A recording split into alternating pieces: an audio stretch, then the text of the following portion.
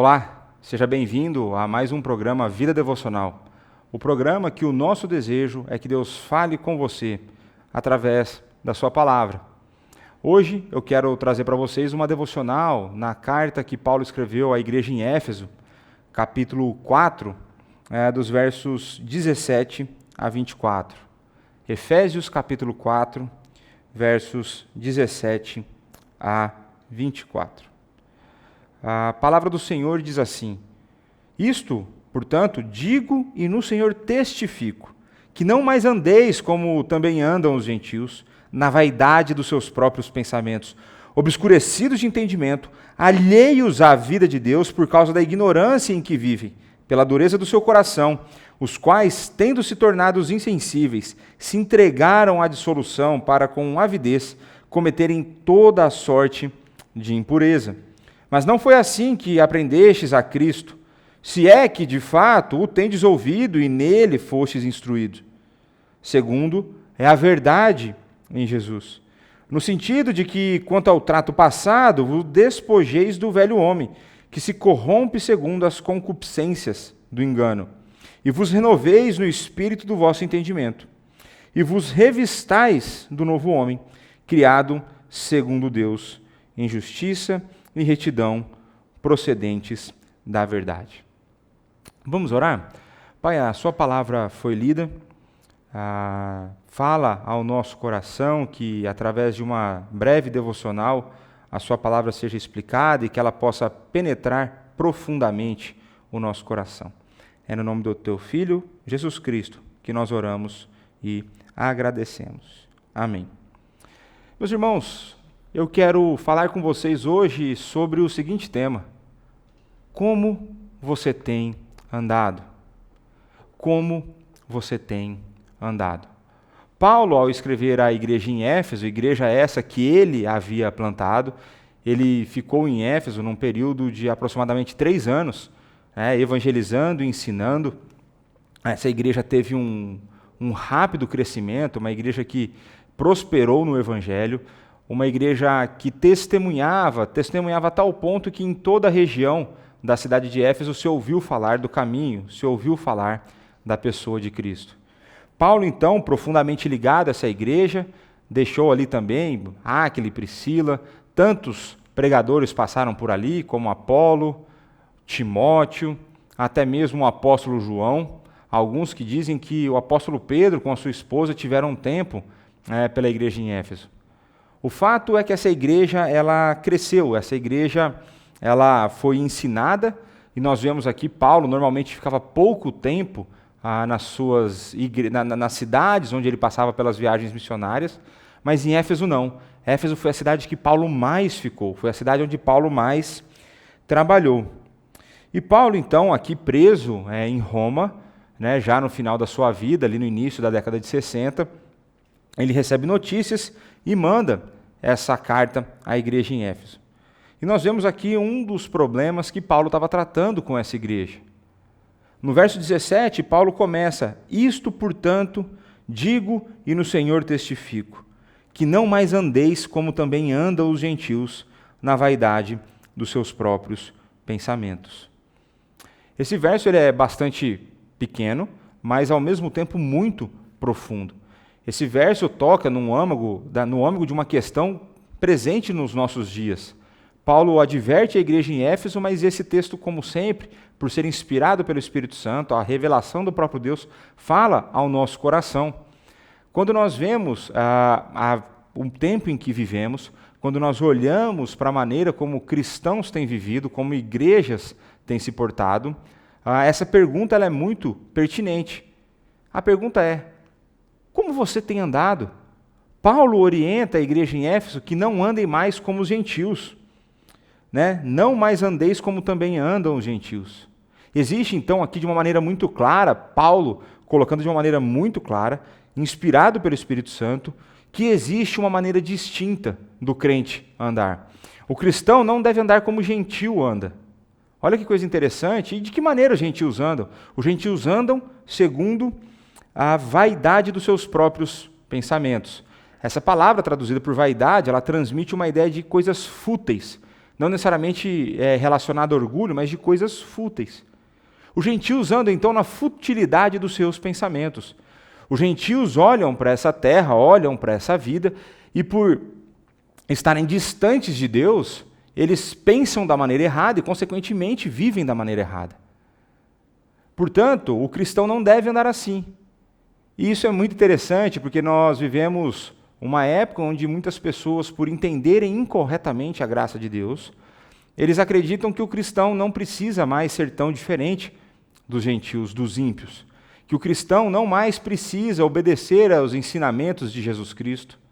Existem igrejas no nosso tempo que valorizam o não parecerem como igreja, o não serem tão diferentes daqueles que estão fora da igreja.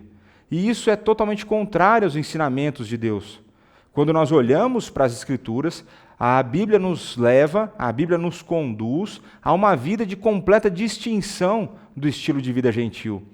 Portanto, a Igreja de Cristo ela não tem que se parecer com o mundo, ela tem que, de fato, ser totalmente diferente dele. A igreja precisa ser totalmente apegada à verdade de Deus, ela precisa andar nos seus ensinamentos e, consequentemente, ela será diferente e não igual. A igreja tem o seu grande valor, um dos seus grandes valores, a sua diferença, a sua distinção. E é assim que ela honra o nome de Cristo, vivendo não mais como vivem os gentios, andando de uma maneira distinta do que os gentios andam.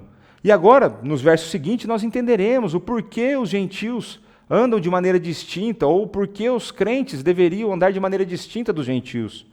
Olha que os versos 18 e 19 nos dizem: obscurecidos de entendimento, alheios à vida de Deus por causa da ignorância em que vivem, pela dureza do seu coração, os quais, tendo se tornados insensíveis, se entregaram à dissolução, para com avidez cometerem toda sorte de impureza.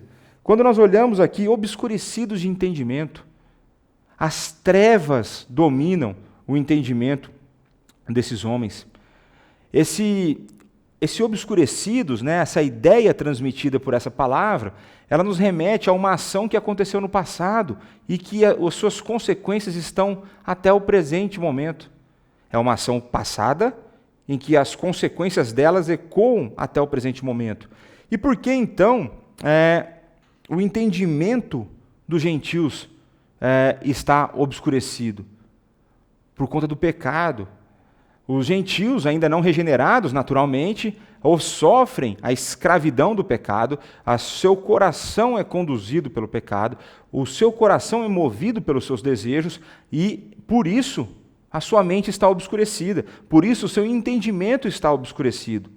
Mas não é mais assim com aqueles que foram regenerados pelo Espírito Santo, por aqueles que o Espírito Santo aplicou a obra redentora de Jesus Cristo. Ou seja, para mim e para você já não é mais assim. O nosso entendimento não está obscurecido pelo poder do pecado. O nosso entendimento está esclarecido pelo poder do Espírito Santo. A nossa mente está restaurada através da obra de Jesus Cristo, pelo amor de Deus Pai. Então, quando nós vemos o cristão deve andar de uma maneira distinta dos gentios, porque o pensamento, o entendimento deles está obscurecido e o nosso não. Veja, eles estão alheios à vida de Deus, por causa da ignorância em que vivem. Intencionalmente eles estão distantes de Deus. E aquele que está distante de Deus, naturalmente desejará coisas que não agradam a Deus. E é por isso que nós, então, não devemos viver como eles vivem. É por isso, então, que nós devemos caminhar de uma maneira distinta dos gentios. Na sequência, o texto nos mostra que é pela dureza do seu coração, o coração deles ainda é de pedra, não foi trocado pelo coração de carne, os quais, tendo se tornado insensíveis, se entregaram à dissolução. A reincidência no pecado cauteriza o coração. O coração dos gentios é insensível, eles nada mais sentem a respeito dos erros que eles cometem. Assim seremos nós se começarmos, então, insistentemente, de maneira deliberada, a viver uma vida em pecado. O nosso coração ficará cauterizado e nós não mais sentiremos o peso desse pecado. Mas nós não devemos andar assim. Nós não somos chamados a andar dessa maneira. Somos chamados a andar com um coração sensível àquilo que Deus deseja que nós façamos, a ter um coração sensível para as ordens do nosso Senhor e Salvador, Jesus Cristo. E veja que por conta da insensibilidade do seu coração, eles se entregaram à dissolução, para com avidez, com intensidade, cometerem toda sorte de impureza. Que coisa terrível! Que coisa terrível a vida daquele que está distante de Deus. O seu coração sente o prazer momentâneo do pecado, ele já não sente mais a consequência, o seu coração está então insensível, calejado pelo pecado, e por conta disso ele se entrega cada vez mais aos seus desejos, cada vez mais ele se distancia de Deus. É aí que nós vemos então que somente através da graça divina, eu e você podemos ser salvos e alguém mais poderá ser salvo. Porque o homem está totalmente apartado de Deus, totalmente insensível, não apto a praticar o bem. É por isso que nós devemos, então, andar de uma maneira diferente, não mais como andam os gentios. Paulo vai complementar essa ideia quando ele diz: mas não foi assim que aprendestes a Cristo. Veja, aqui não é aprender sobre Cristo, é aprender a Cristo. A igreja em Éfeso, e eu e você, não apenas aprendemos um corpo de doutrinas, nós recebemos em nosso coração o próprio Senhor e Salvador Jesus Cristo, o Espírito Santo habita em nossa vida. É Ele, então, quem é a verdade, é Ele quem habita em nós, é Ele quem está unido conosco, nós estamos unidos misticamente com Cristo. E por conta dessa união, por conta do ensino que nós recebemos, não é viver como gentil que nós aprendemos a buscar uma vida que vive como Cristo a viveu. Aquele que se humilhou, obedeceu de maneira perfeita, se sacrificou, ressuscitou, está sentado à destra do Pai, reinando soberanamente. É essa a vida de modelo que nós temos, e não mais os gentios, porque nós aprendemos a Ele. Nós aprendemos, então, em Cristo, que nós estávamos completamente perdidos. Nós aprendemos em Cristo que sem a sua obra perfeita jamais seria possível a salvação.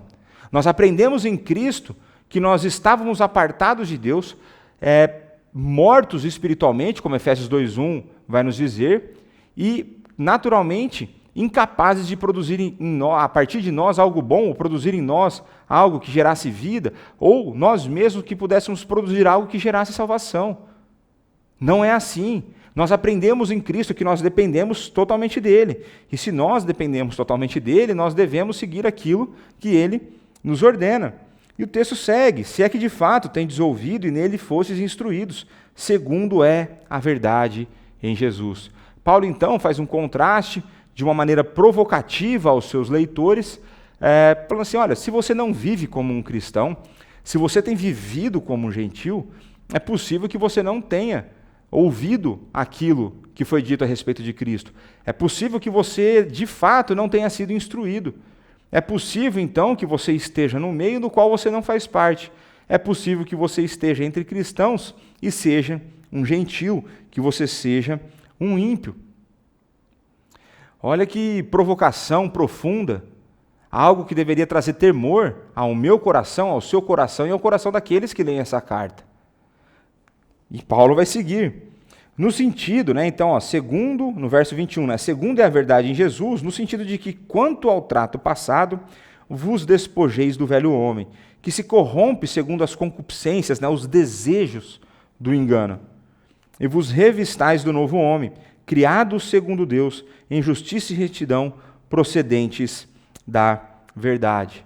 Paulo, então, deixa bem claro que, uma vez que nós recebemos de Cristo, uma vez que nós fomos ensinados, instruídos na verdade que é Jesus Cristo, nós então temos algo a fazer. E esse algo está se referindo ao se despir do velho homem e se revestir do novo homem. De uma certa maneira, isso já aconteceu. Quando nós fomos então regenerados, existe então a remoção do velho homem, mas parece que esse velho homem não morre tão fácil.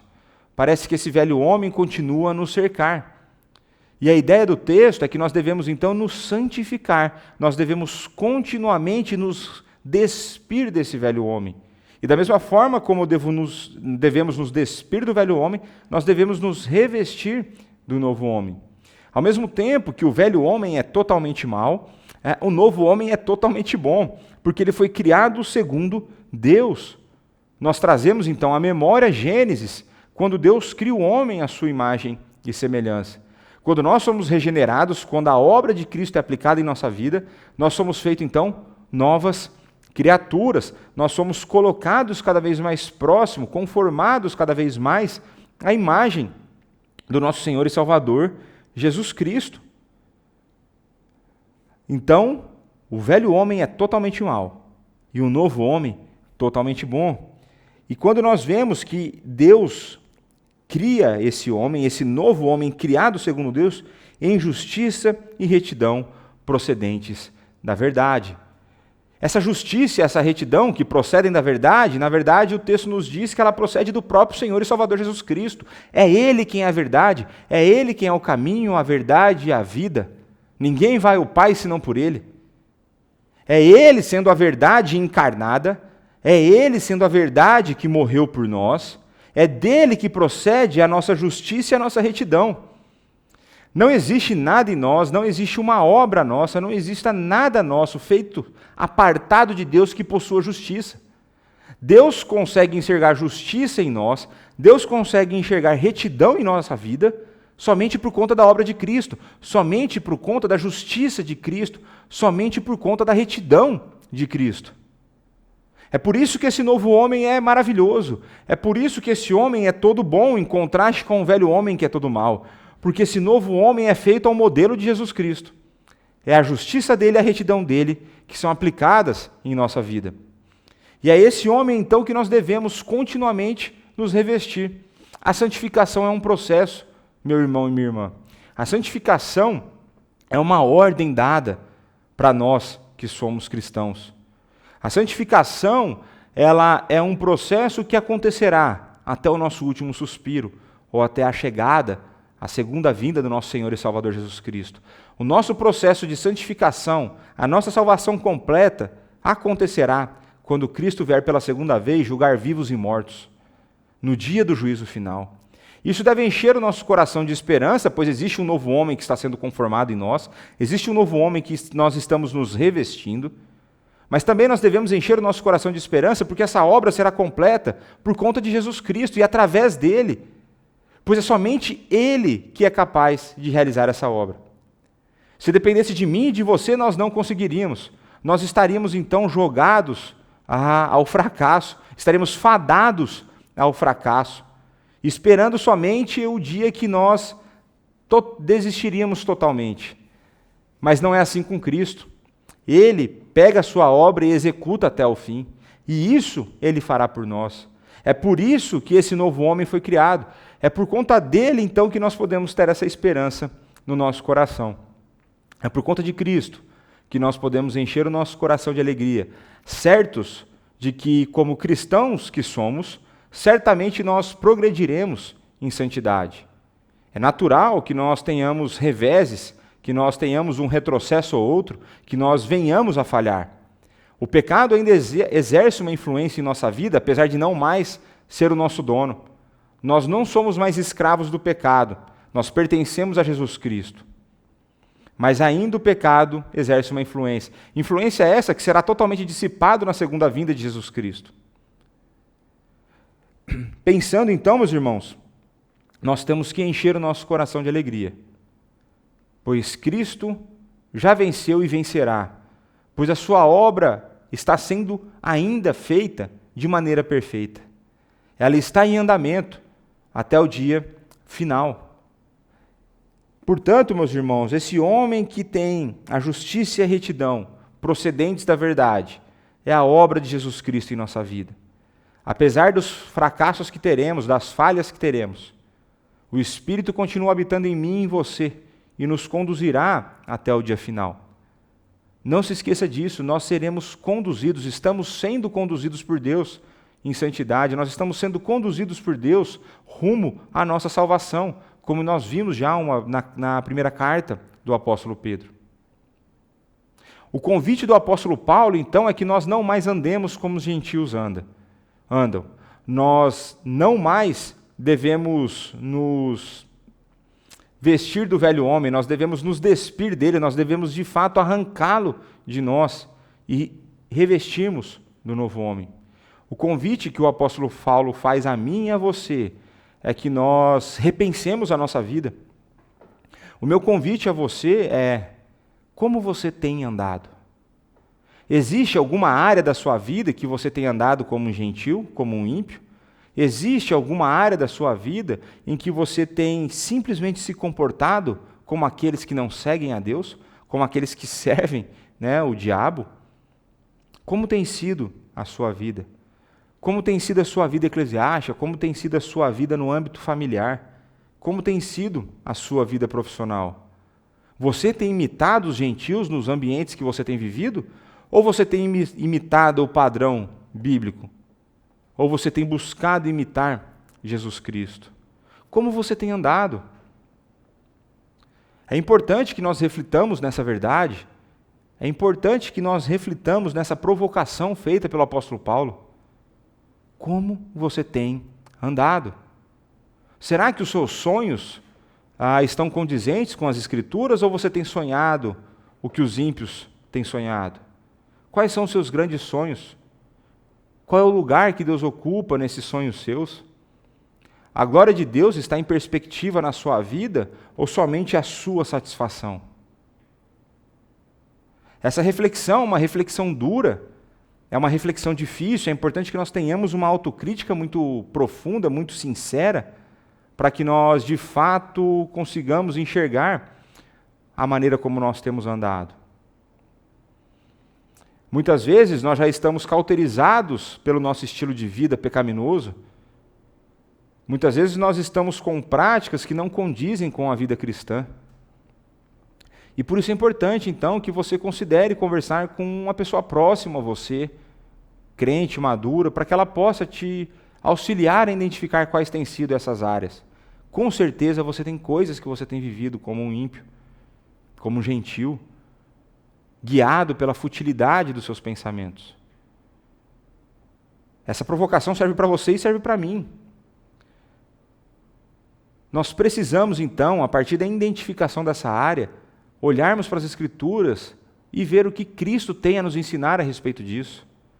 É importante que nós nos arrependamos, que nós confessemos, que nós peçamos a Deus forças para superar essas fraquezas, essas nossas falhas.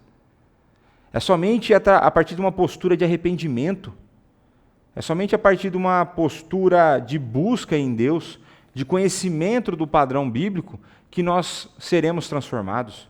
A Bíblia é a palavra de Deus cheia de poder para nos mudar. É nela que nós devemos buscar o padrão no qual nós devemos viver. Esse é o meu convite a você. Que você reflita na sua vida, que você repense como você tem andado, que você não ande mais como um gentio, e sim como um cristão.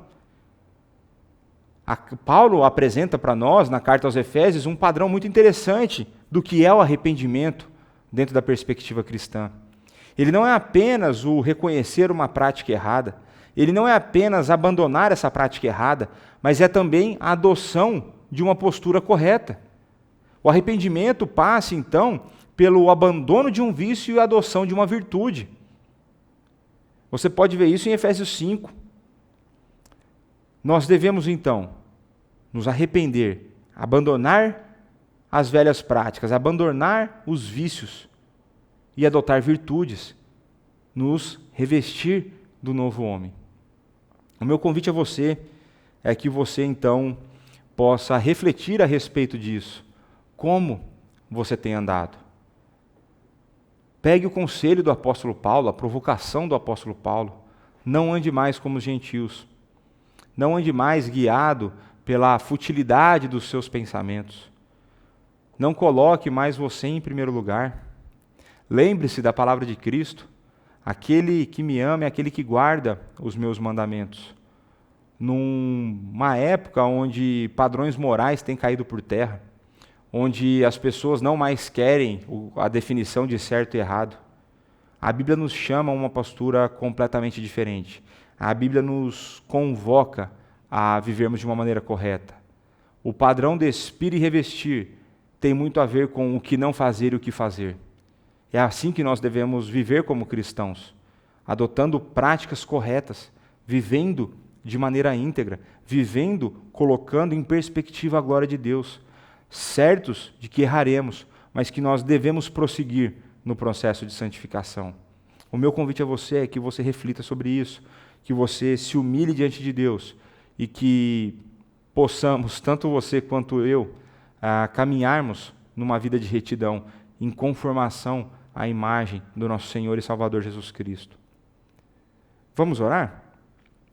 Pai, muito obrigado pela sua palavra, muito obrigado pela maneira como ela nos confronta.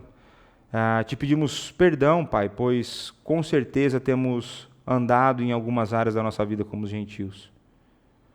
Nos ajuda, Pai, nos ajuda a andarmos como Jesus Cristo, seu Filho, andou.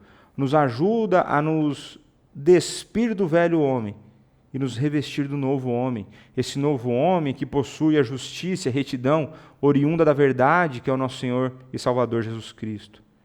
Eu peço que o Teu Santo Espírito continue a trabalhar em nosso coração, que continue a trazer, nos incomodar com os pecados que temos cometidos, e que possamos então abandonar esses pecados e adotar virtudes, adotar práticas corretas que glorifiquem o Seu nome. Nos ajuda, Pai, a amarmos Jesus Cristo verdadeiramente, a guardarmos os Seus mandamentos, a evidenciar isso no nosso dia a dia. Eu peço por mim e pelos meus irmãos, para que possamos cada vez mais estar parecidos com Cristo, apegados ao Senhor, à Tua palavra, a uma vida de devoção profunda, sincera. Nos ajuda nisso, Pai, e que possamos não mais andar como gentios, mas andar como cristãos que somos. É no nome do Teu Filho que nós oramos e agradecemos. Meus irmãos, mais uma vez foi um prazer estar aqui com vocês. Eu espero que a palavra de Deus tenha confrontado o seu coração, que você possa sair daqui reflexivo, pensativo a respeito daquilo que precisa fazer, mas ao mesmo tempo na certeza, com o coração cheio de esperança, de que o nosso Senhor e Salvador Jesus Cristo cuida de nós. Então, ficamos por aqui e até a próxima, até um próximo programa, se assim Deus permitir. Fiquem com Deus.